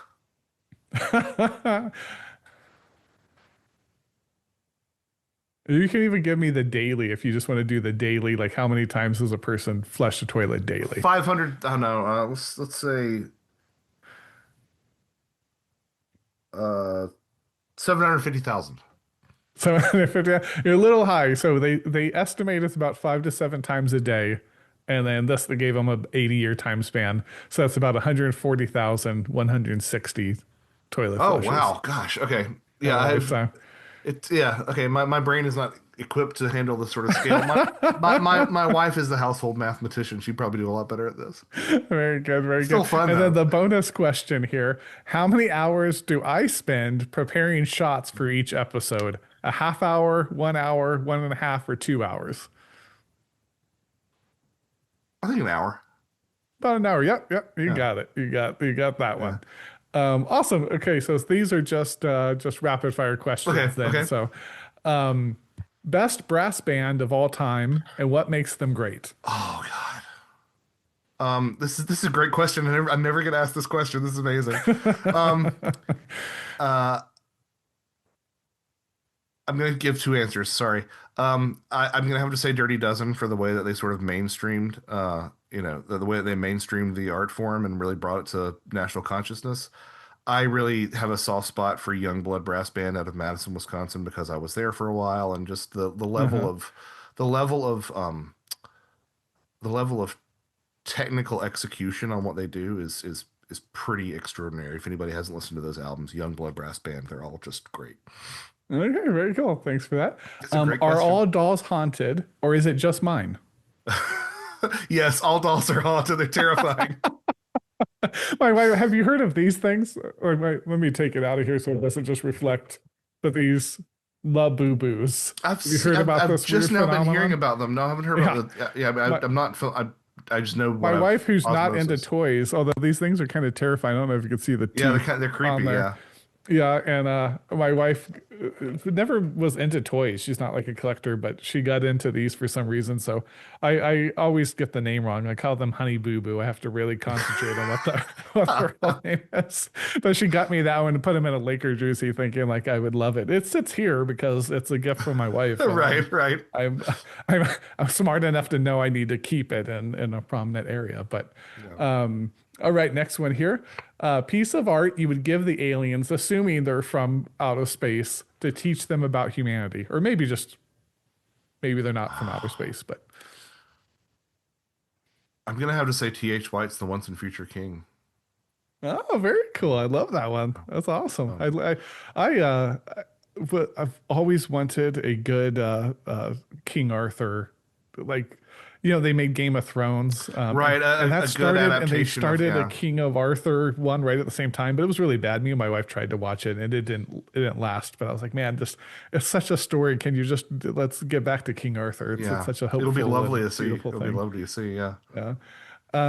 What is an irrational fear, and what is something you love irrationally? Oh, an irrational fear or something I love irrationally. Um, an irrational fear. Well, it depends on. I think it's very rational. Give me a moment here. No, I'm obsessive compulsive. So, an irrational fear is that I have a specific way that I put up the silverware, or else calamity will befall me. That's pretty damn irrational. Uh-huh, Um, sure. it's not quite the same silverware phobia that my protagonist has in my novel, but it's there. And then what's something I love irrationally? Yeah. Yeah, the Predator franchise. Like it's yeah. I Very mean, good. because yeah. Have you gotten to that point in Fourth Wall Phantoms yet, where I make the No, I argument that haven't. Bigfoot is Predator? Yeah, Yeah. Bigfoot's Predator.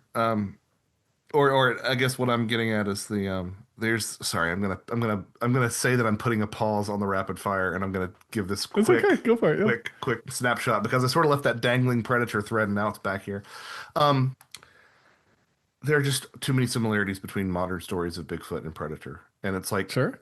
it's all the stuff that you would think of like height and sort of dreadlocky and well, maybe there's a UFO association, et cetera. But it's like the mimicry that you hear all the time Right. is Predator. People say that they can avoid trail cams because they can see in infrared.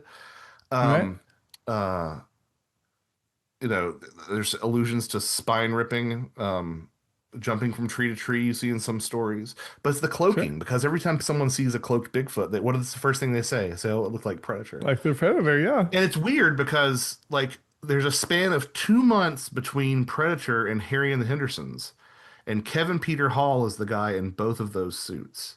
Uh-huh. And and I've found some stories of people who have like had who have been have had their PTSD of their sighting triggered by watching Predator. It's pretty wild. Oh And so what wow. I'm saying is that I don't think that like people are making any of this stuff up. I'm saying that sort of touched on it a little bit, but like the phenomenon and the culture are sort of feeding off of each other, right? And so Right. big yes, Bigfoot exists, pre-existed predator, but like there are things I think that are about that that are Yeah. sort of in Oh, dialogue sure. with this my mysterious, weird, psychic version of Bigfoot is somehow appropriating those things and pulling it into its identity. You know. Right. Right. Yeah. No, Anyway, sorry, I that can was see that I completely. wanted to pick up on that dangling thread. Sorry. No, it's completely okay. What is the strangest, potentially self-incriminating thing you've Googled this week? Oh God. Um. Oh, let's see. Uh. Self-incriminating. This is you're asking me to say. I'm trying to think of, but I'm also trying to think of what it is, because yeah, there are those things that you're like, should I? That this is going in my search history. Um, I really don't know this week. I mean, I can say like, in You don't. general, No one's going to know if it was really it, this week. So, well, in general, like especially when writing the novel, it's been like things like talking about how long it takes someone's broken arm to heal, or or like uh-huh. those like that old joke about like I'm a fiction author, so I somebody finds my search history, they're gonna find me looking at best places to hide a body. So Right. yeah, something Right. along those lines. I can't. I'm sure there's been some sort of good answer, but I Yeah. can't think But, about one off the top of oh, my that's head. okay. The book I'm writing right now has 3D printed guns play a part, so ghost guns. But I Yeah, knew that's a nothing good one. about it, so Yeah. I'm down this rabbit hole on 3D printed guns and things. And then my shovel broke, and I had to buy a shovel. My wife loves true crime, so when we're driving around, we'll listen to true crime podcasts. And like half the time, these guys kill someone, and then they go buy a shovel, and they have the receipt at them at like Lowe's. So I'm telling her, I'm like, you can't die for a few weeks. I just bought a shovel. I've Yeah, been yeah, looking right. up 3D I printed bet your guns, and algorithm looks real strange nowadays. Yeah. I'm sure. Um, if you could travel to one historical period, when would it be, and what would you bring back with you? Oh my goodness. One historical period. Is this a time and a place or just a time? Well, a time. It could be a time and place if you want. Well, there are plenty of mysteries that I would like to sort of have the answers to in the Uh-huh. distant past. But if I kind of want to retain some of the comforts of the modern era, I'd probably say like Victorian England, and what I'd bring back with me would probably be this is all very much off the top of my head. Probably like some sort of spiritualist ephemera, right? Something from the Uh-huh. spiritualist movement. I think that'd be Sure. cool. Yeah. Yeah, that would be really cool. And then I like to let the AI overlords ask one question Oh my every goodness. episode. Okay. So this is from our AI overlords, and they're all terribly wordy. So you can feel free just to answer the last part if you want. You have a background in music composition before becoming an author focused on high strangeness. How has your musical training influenced your approach to researching and writing about folklore and the paranormal? Does it give you a different perspective when analyzing patterns in witness accounts or traditional stories? Not in that, but in the creating of a book, or in any time a writing project or any project in general, there's a lesson that I did learn. See, there's just very sort of infamous thing where people will talk about, Mozart's sketches or Beethoven's sketches, like these ideas that they sort of started and kind of abandoned and such. And that's a thing that you do run into when you're writing music, because like to write if you have a background in music, like to write a song is not that like you can write a song and probably in 10 minutes. The issue is writing a good one, writing something that's actually Right, right. interesting and creative. Uh-huh. And so like of the things that I've written, the the the music that I've written for bands and stuff, there's for every one that actually gets played, there are another five that were written out but just maybe played once, and then there were another probably 10 that just are half done, scattered Mm-hmm. across various laptops. and uh Uh-huh. Sure. and the takeaway from that is that even if you abandon something like that, you still learn things along the way about what does and doesn't work. And Mm-hmm. you still learn there are certain like little licks and stuff that you can plug into other things for later. So the lessons from that as applicable to, the writing thing is that you always keep all that research, even if you have to abandon a project. And I've abandoned several at this point. Um, but also that, you know, even if you have to give up on something, you don't, that was not time wasted. Like you still have learned something from that experience and you are taking that with you and it's part of that journey. And that's been a big part of what I've learned. Right, right. Very good. Yeah, thank you for that. I think there's I forget who said it, but there was an old saying like, let's go make bad art. And it was kind of that, it's just like taking off the pressure of being great and just making something and you'll learn from Yeah. it anyways. And that bad art will eventually turn into good to hopefully great, you know? So, yeah, I think that's a really valuable point to it.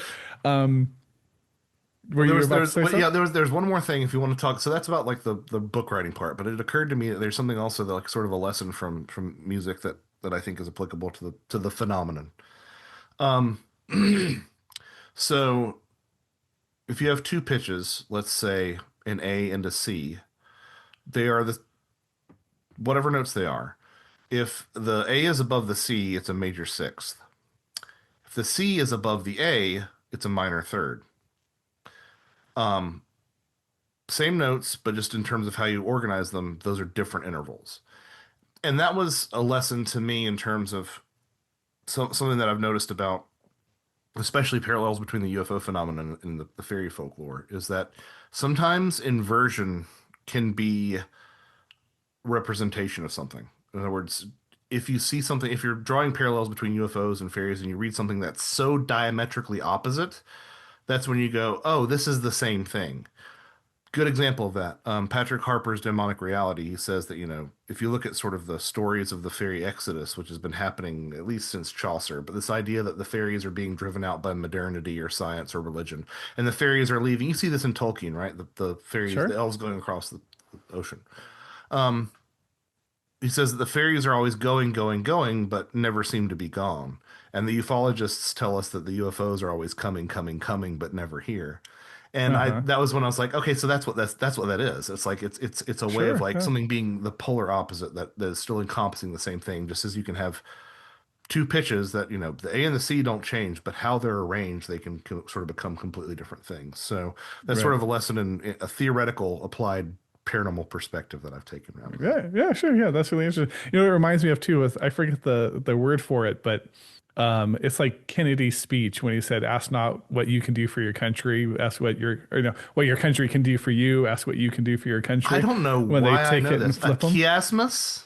Chiasmus, yes, that is it. Yeah. It's a weird bits of trivia that I know, or like it's not the men in my life, it's the life in my men. Yeah, Yeah, yeah, yeah, exactly. Yeah. yeah, And those ones always stick with us, right? We yeah, remember them so well, but and it's kind of that same kind of just inverting it down the yeah, line. And yeah. there It's is something exactly to the that. same Yeah, thanks for concept. sharing Yeah. that. Yeah, yeah, that's really cool. And then final question for our shots portion here. Favorite podcast and why is it Writers Drinking Whiskey? Because the conversations are very, very, very interesting and engaging. I will say this, like, you know, there is, there used to be this podcast called Project Archivist, and they had on the late ufologist Stanton Friedman. And it was one of the best interviews that I've ever heard with Stan because they didn't want to talk about UFOs. They wanted to talk about his background in nuclear engineering.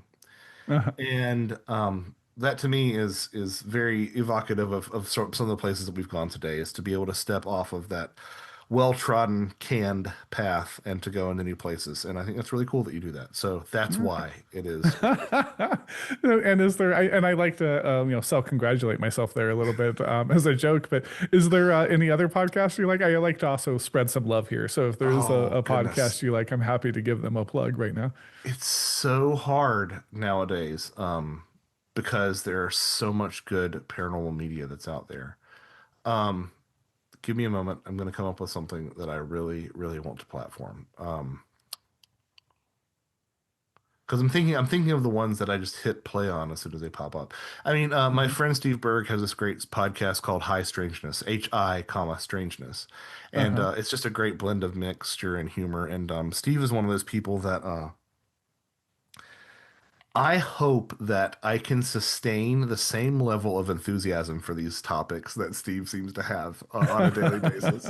Because, Sure. you talk to these people who are tired of Bigfoot and they're tired of UFOs and they're tired of this and that and the other. And I never see Steve doing that. So that's he sort of is the platonic ideal of enthusiasm in this. Uh-huh. So yeah, I would have to say high strangeness with Steve Berg. Very cool. Very cool. I'll have to check that one out too. I'm always looking for a new one.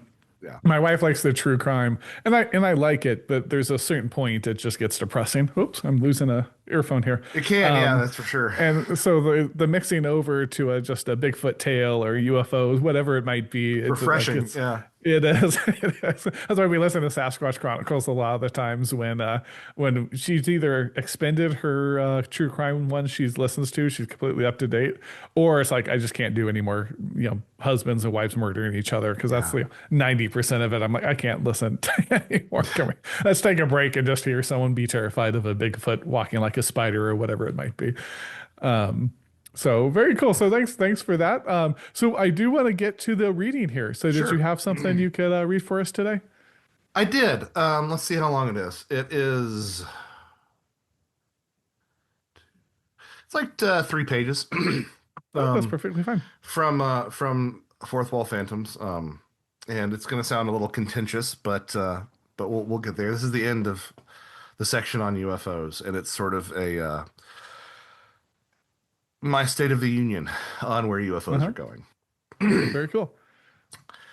There are two UFOs. One is called UAP, Unidentified Aerial Phenomena.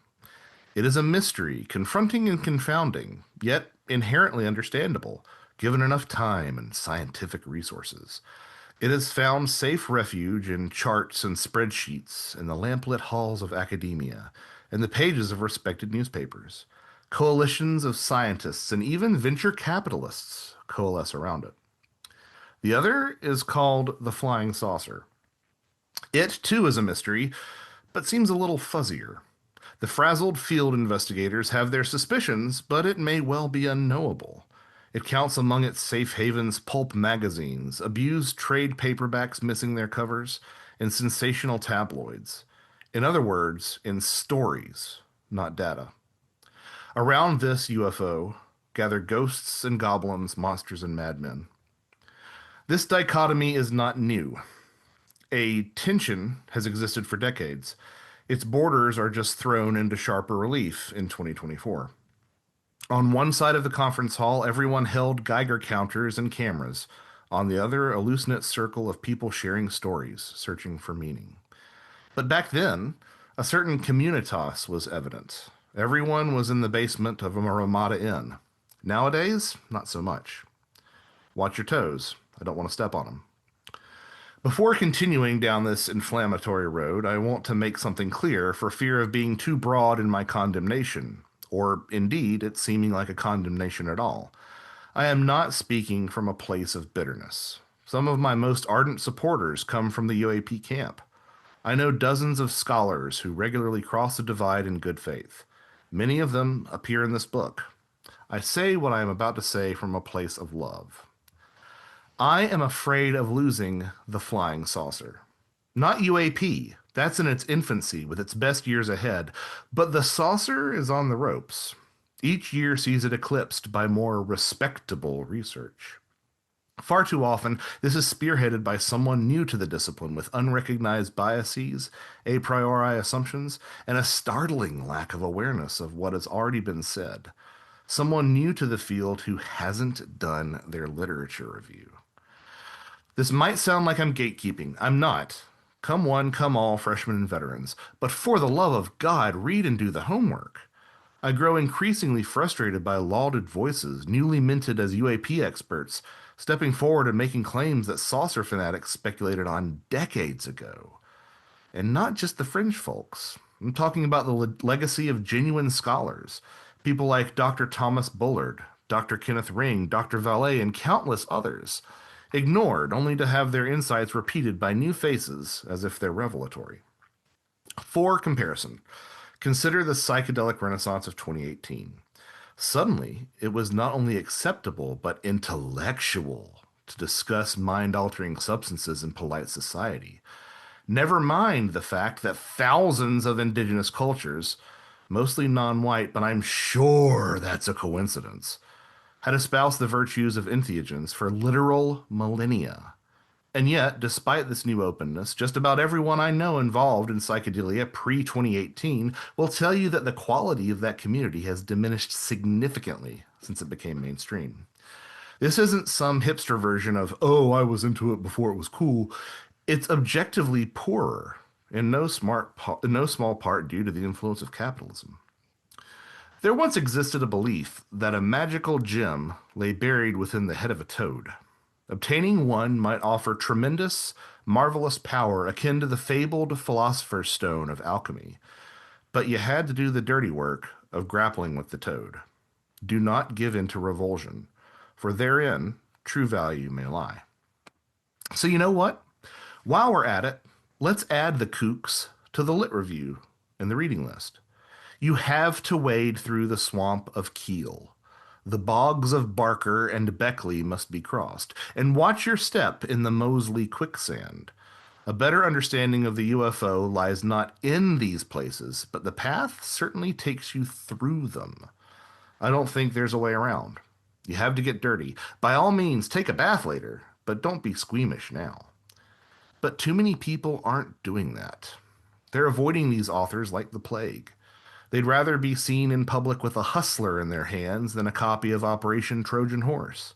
Sometimes contemporary UAP discussion feels like it should have one of those paper strips they used to strap across freshly cleaned toilets in motels, sanitized for your protection. So why do I fear the death of the flying saucer? Because I worry that, if taken from the fringe into the mainstream, it vanishes. It becomes something different. How do I know it will?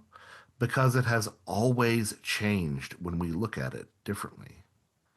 That may be why it has, up until now, evaded all attempts to understand it. Because when you strip out all the emotion and batshit insanity, when you take it out of the story, it ceases to be the thing you're examining. It's like wanting to study the gills of a fish, pulling it out of the water, and wondering why it dies. You just can't do it. How do we reconcile this issue? Simple. Synthesis. In the previous section, I urged caution in adopting any UFO narrative. This may seem antithetical to my call to do homework. Is it? Yes and no. If our ufological history is taken as absolute truth, yes. If you adopt a Fortean stance, if you file it into your interesting if true basket, then no. But few are interested in being a Fortean today. The certainty fetish, as Greg Bishop refers to it, is too alluring. Yet I still believe that, if properly integrated, an awareness of UFO history, not just events, but all the players and speculation, sparks new ideas, eliminates dead ends, and can guide our research. The key is to consume as much UFO dreck and scientific dogma as you can without allowing either to embrittle your thinking. After all, as Keel said, belief is the enemy. Even I fall short of this goal. I need to engage the UAP more earnestly, but I'm still trying to straddle those two worlds, and I would enjoy some company. For now, the prescription is simple. Read, don't believe. Suggest, rarely insist. Platform experiencers, especially those from marginalized communities. And please, entertain the possibility that you won't be the one to get to the bottom of the mystery. Because you ain't the first to think that, and I can almost guarantee you ain't the last. I believe the future lies in UAP studies, but not at the expense of the flying saucer, not at the expense of the experiencer. Nor should we be willing to pay that price, because, like art, no one should tell you how to interpret it. I can think of nothing better than to close with this observation from Greg Bishop. When a witness sees something flitting through the sky, or perhaps closer, he or she is often forced to at least temporarily suspend what they think about reality. Some cases, like certain great artworks, achieve a permanent shift in the witness's worldview. UFO intelligences might be trying to teach us a few things about how we look at our reality by screwing around with it. In a way, many UFO encounters cause an effect that any artist, would love to have over his or her audience. Don't mess with the creative vision. Don't sanitize the cosmic art. That's it. Very That's my good. Thank you. that's my contentious assessment of UFO UAP studies in 2025. Yeah. Uh-huh, very good. Thank you for that. Really, really eloquent. It really made me think of a couple of things. One, I used to have a professor that used to say, a literature professor, that we killed to dissect. And so he would say, like, you Yeah. go, you dissect Moby Dick and you kill it. And that was one of the ones we did. And I still to this day haven't been able to actually enjoy it. And maybe I just wouldn't enjoy it anyways. But Hmm. that dissection like kills your love of it. But Yeah. you also lose the understanding of it, right? Like you dissect that fish. Yeah, you might understand it, but you don't actually understand what it was like for that fish to live and to as Right. far as like a bird, right? If you watch a bird fly, the way that eagle flying is mesmerizing versus okay, you can dissect it and kind of take the bones out and see this attaches to that. And, Right. So the eagle isn't feather and bones and blood and nervous system. It's the epiphenomena that comes out of all those things working in tandem. uh-huh. And yeah, it's one of those things where it's like I wonder if it isn't better sometimes to not know all the moving parts in a work of art because it might actually function better on that Yeah. subliminal level for you. Yeah. Right. Yeah. Yeah. Absolutely. I think that all the time. When I read, I try to just be a reader. And I know writers have a hard time with that, but I really try not to, like when I'm reading it. And so I don't critique work. I will, if friends ask me for a blurb, I'm like you when I'm like, why would you even Right, want my right. name back there? Um, but I'll do it for my close friends. But even that, I'm like, I kind of hate to like, I don't want to try to break it down into this thing. I want to enjoy it for what it is, or not enjoy it for what it is, whatever the case might be. So, regardless, thanks so much for that. Thanks so much for coming on the show. I like to say it's last call. You don't have to go, but you'll have to restart the video. And the last question I wanted to ask you is so everyone knows about UAPs and like Bigfoot, ghosts. These are very mainstream things. Anyone you could bring up and people are aware of. Is there a phenomenon like when you're talking about going back to some of the shorter books or like more focused phenomenon books? Is there a phenomenon out there that we're not aware of that we are not talking about? Maybe I should say that we should be. You're asking all these great questions that I kind of wish I had a moment to think about. I'll only think about this one for a second. Um, there was a time when I would have said it was fictional characters coming to life. Um, I will say that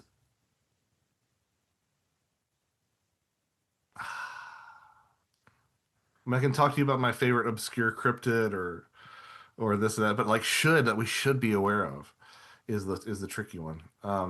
I think that I tell you what, I think that yes, okay, I've got it. I think more attention needs to be paid to retrocausality. I don't know if Sure. you've had the opportunity to speak with Eric Wargo, but he's written a couple of great books on retrocausality, and it's one of those things that you read it. It's a lot like the Meldrum book in a way because like I disagree with some of it, but it's one of those things where it's like, oh, you've done your homework. You have done Hmm. your homework, and you're making a very compelling case, and I cannot unsee this now. And Eric Wargo, author of Time Loops and From Nowhere, and the whole concept of retrocausality, and those sort of things being neither cause nor effect, but both at the same time, is something that I think is not only um, mind-bending and fascinating, but probably has a lot of truth to it. So that's Uh-huh. it. I'll say that. Okay, very good. Thanks for that, and thanks again so much for coming on. It was a real honor, pleasure to get to chat with you. I can link up your website. Is there anywhere else you want direct people that want to if they want to learn more about you? No, I will say that if you are interested in copies of any of my books, I do have everything in stock currently. And I offer them signed by me, signed and personalized anywhere in the continental United States. Signed and personalized by me at no upcharge. So just reach out to Uh-huh. me through my website. There's a form on there, and we'll get that ball rolling if that's what you're interested in. But I Very really cool. appreciate it. That's joshuacutchin.com, JOSHUACUTCHIN.com. And thanks so much for having me here today. It's been a blast. Hey, everybody. Thanks so much for tuning in. If you want to learn more about Joshua, check out the description or the pinned comment if you're on the YouTube box. And of course, if you want to learn more about me, you can head on over to Substack, where you will find all of these shows, a nice index of them, and also my epic absurdist satire, Pirates of Appalachia. This week we're on Chapter 17, An Unwieldy Premise, where disaffected genius Brickbreaker has a surge of inspiration after watching Chelsea and Harv take down the guards. Chelsea, of course, was his former dog, who he had trained to sniff the cancer she detected on Adam Patterson. And he has seen her, and he has noticed that she has hip dysplasia, and it sends him into action. So please go over there and check it out. I would love to have you.